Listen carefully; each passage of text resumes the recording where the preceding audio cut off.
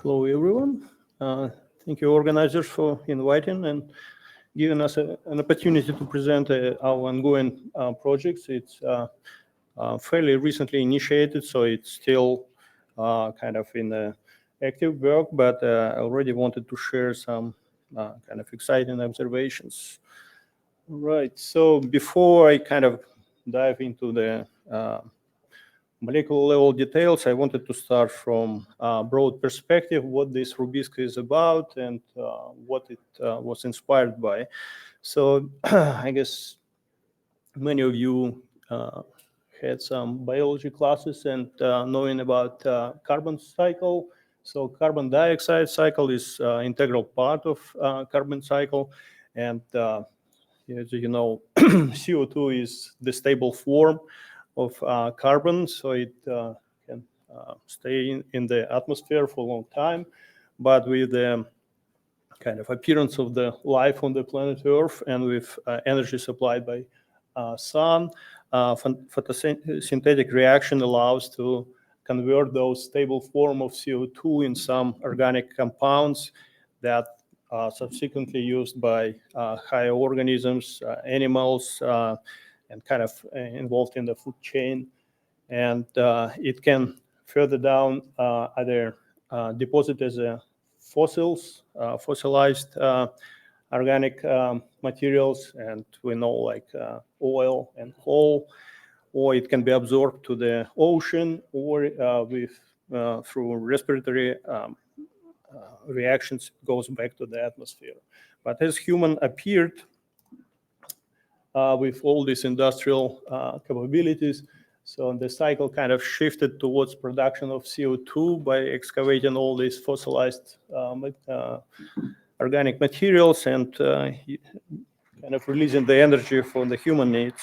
But it also presents a good opportunity with biotechnology to exploit the photosynthetic reaction and genomics tools to modify existing photosynthetic complexes to improve their efficiency to produce, for example, biofuel, increase the crop production, and obviously fighting the climate change and reduce the CO2 levels in the atmosphere. So that's the broad perspective. Now, more down to molecular level.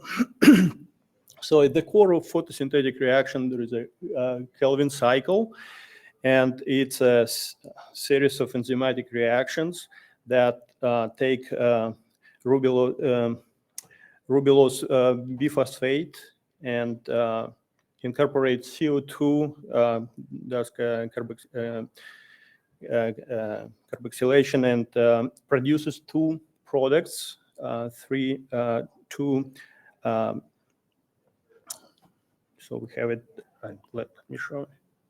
So we got from the rubulose bisphosphate, we go to, incorporating the carbon dioxide, and we have two molecules of phosphate glycerate, and one of these molecules goes further to the cell and ultimately generates glucose and being used and incorporated in other organic compounds.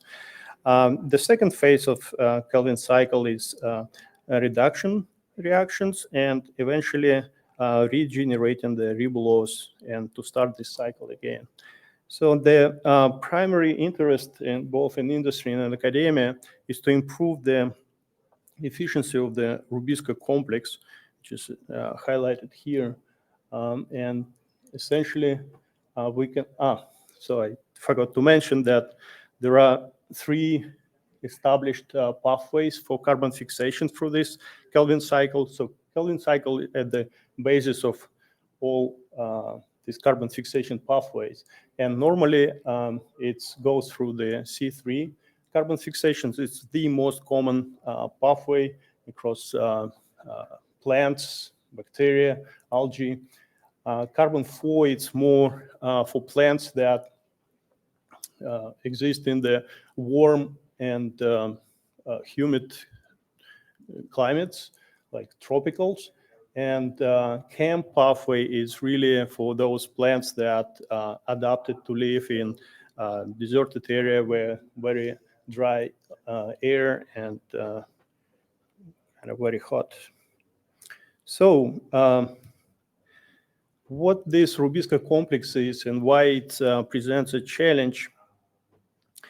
So it stands for ribulose bisphosphate carboxylase oxygenase with a certain EC number. It's considered as one of the earliest enzymes developed in life. So it appeared even before the oxygen became dominant on the on the planet. So it's pretty ancient enzyme, and it's very abundant. So you can find it in plants, bacteria, algae, and some other photosynthetic organisms. So if we so here the 3D structure shows the simplest complex. It's a dimer here. It's found in bacteria, but normally it's more complex. It can be either homo-octamer or heterohexadecamer. So it's an interesting complex. Products of the reaction. It's phosphoglycerate, and what is not available in that 3D structure, it also has cofactors like magnesium ions there. So a pretty interesting system, and companies trying to invest a lot of investment, sorry for repetition, to improve this efficiency, to increase the crop growth, but also to get some other applications of incorporation of carbon dioxide. So what general kinetic parameters one need to consider in RuBisCO complex? And a couple of them are classical kinetic. It's substrate turnover rate, kcat. It's essentially how many substrates can be converted into product in certain period of time, normally it's second.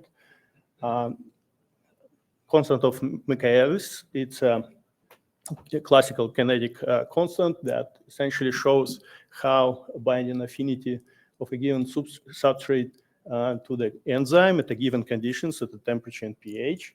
And important kinetic constant here is SCO, which is a parameter shows the balance where reaction goes, whether through carboxylation or oxidation.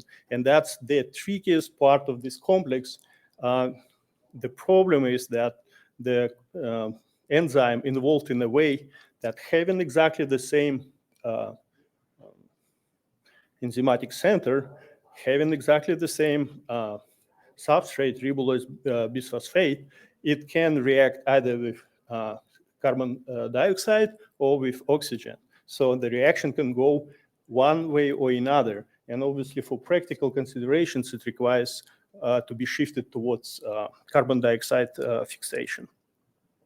And there was a paper published recently where they compiled excuse me, 175 experimentally characterized enzymes from RuBisCO, and you can see the ranges of their activity. So the kcat, the higher the number, the better, but it's still fairly slow enzyme. Then the ratio between carboxylation and oxygenation, and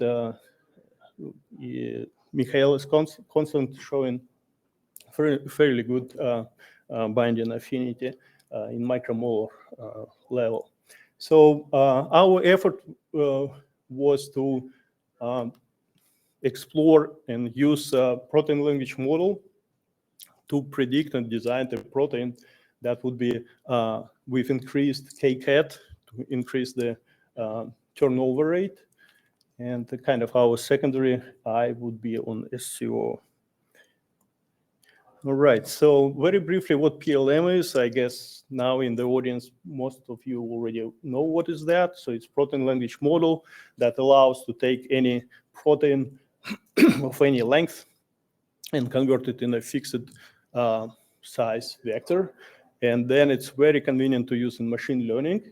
So you can further built on top of this vector some prediction model for whatever property you're targeting. And for PLM, we use PROT-T5 Excel version, which is 3 billion parameters trained on UniRef 50. So we did in a separate work a survey of different protein language models, and we found that PROT-T5 is the most interesting. It has some sensitivity and provides better sensitivity for amino acids variation. So we picked that one, and so we used different machine learning algorithms. It's regression models, SVM, random forest, a couple of more, and tried to do leave one out cross-validation, given that we have only 175 annotated proteins. So a few different algorithms showed very similar results. We decided to go with simplest one, rich regression, which would kind of let us see the weights and explain the model. And you can see that from this exercise, from this cross-validation, the prediction results fairly good. So we have cake hat with Pearson correlation of 0.6 and SCO with 0.8. So it looked pretty satisfactory to us. And so we eventually built the final model that incorporates all 175 proteins. And then we went ahead with the larger data set, which is on the right. And let me show you here. So it's again recently published paper by Davidi and colleagues. So what they did extensive homology search base for RuBisCO complexes sequenced and available in all databases. And they did some sequence redundancy reduction. And you can see that it's more than 56,000 of proteins sequenced to date. So we decided that it's a pretty good resource to apply this model and see what uncharacterized, but yet maybe would be predicted a very good enzymes there.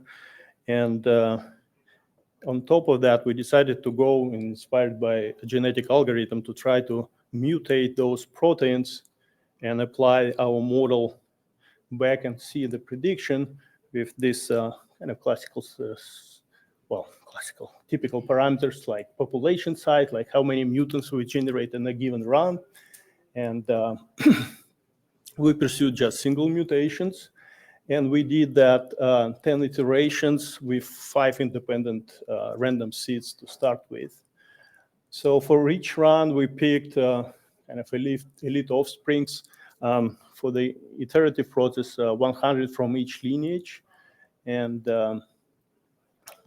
did that 10 times. And in the end, after 10 iterations, we picked 20, the best offsprings we predicted with maximum cake hat parameter. So just to summarize, we started with top 10 annotated, top 10 predicted out of 56,000 enzymes, and did genetic algorithm-like process and predicted and kind of picked the 20 predicted best performing enzymes. You can see the summary here. It's if we started from these ranges, you can see it here from 5 to 7 and 5 to 6 unannotated. We achieved improvement to 7 and 8 in annotated enzymes and 9 to 12 in unannotated. So it's about doubled the rate of the reaction. But we also looked at the SCO, the ratio between carboxylation and oxidation. What we observed is that for the annotated enzymes, we don't see much of effect of those mutagenesis experiments, whereas for unannotated, we achieved higher speed at a cost of losing some ratio of the predicted balance between carboxylation and oxygenation. So obviously, we wanted to see how this mutagenesis affects the protein itself, both in terms of 3D structure and active sites. So we mapped all active sites from the 3D structure resolved, and using also UniProt annotation. All those sites are preserved across all these 20 candidates, and they never got mutated. So the mutation occurred in the different places. And given that it was a 10 run mutagenesis, we expect each candidate has at least 10 single mutations. You can see that AlphaFold 3 models, they do not show any major conformational change. So it is reassuring, but of course we have to take it with certain kind of grain of salt if it's for real or not, because it's a prediction. So this is kind of the ultimate results we have. So it looks pretty promising in the sense of increasing catalytic turnover and maintaining the 3D structure. Kind of to conclude that we see the great potential of combining protein language model with genetic algorithm, and potentially can replace that directed evolution approach that is used in wet lab laboratories. But again, this is a computational effort. We have co-authors of this work, my collaborators from wet lab. So they are right now in the work of validating our findings. And obviously, once we have everything in place, it will go to the publication. So as you observed, it's kind of a future direction. As you observed, we traded high catalytic turnover rate for lower balance between carboxylation and oxygenation. So we also consider to incorporate SCO as part of our fitness function for genetic algorithm. But otherwise, immediate steps is experimental wet lab validation. So, and on that, I would conclude. Thank you for your attention.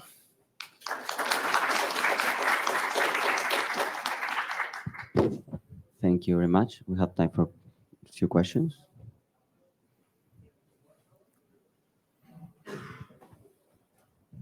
Hi, Aleksey.